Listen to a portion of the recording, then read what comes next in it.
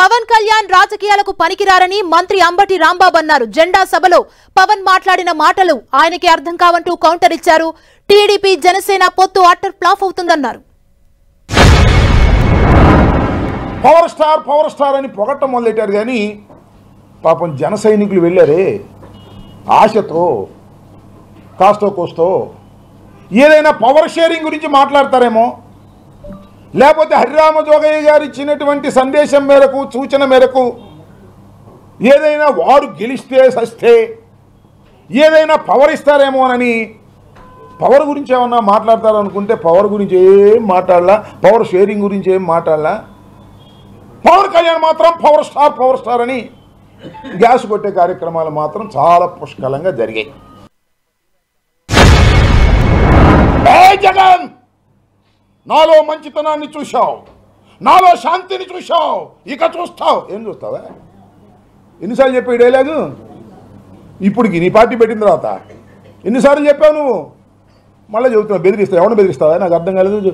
పవన్ కళ్యాణ్ గారు, ఎవరిని బెదిరిస్తావు నువ్వు? దమ్ముండి చంద్రబాబుని బెదిరించు, 4 సీట్లు తెచ్చుకో. ఎవరిని బెదిరిస్తావు? జగన్మోహన్ రెడ్డిని బెదిరిస్తావా? ఏమిటయ్యా నాకు అర్థం కాలేదు. తొక్కేస్తాడంట, అధపాతాళానికి తొక్కేస్తా అంట. నిన్ను పుట్టించిన వాడు రావాలి అధపాతాళానికి, జగన్మోహన్ రెడ్డి గారిని తొక్కడానికని మనం చేస్తున్నాం.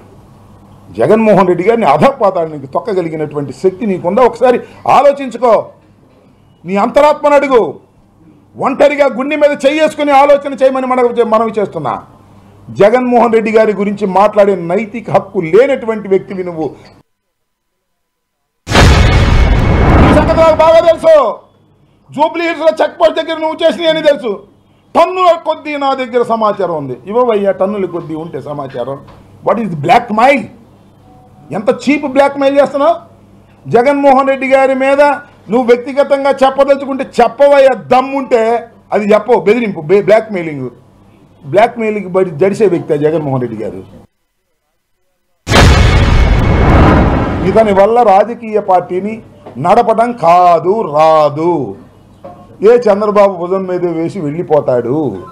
నేను మనవి చేస్తున్నా, ఈ దుర్మార్గమైన రాజకీయాల్లో పవన్ కళ్యాణ్ అనేటువంటి వ్యక్తి ఏదో ఆటలో అరటిపండులాగా కొంతకాలం ఉండే వ్యక్తే. కానీ అయ్యా 10 సంవత్సరాలు అయింది రాజకీయ పార్టీ పెట్టి. అసలు ఎందుకు 24 తీసుకున్నావు నాకు అర్థం కాదు. అనవసరంగా 175 సీట్లకి 175 మందిని పెట్టి గెలిపించుకోవాలనేటువంటి తృష్ణ కానీ చిత్తశుద్ధి కానీ నీకు ఎప్పుడైనా ఉందా?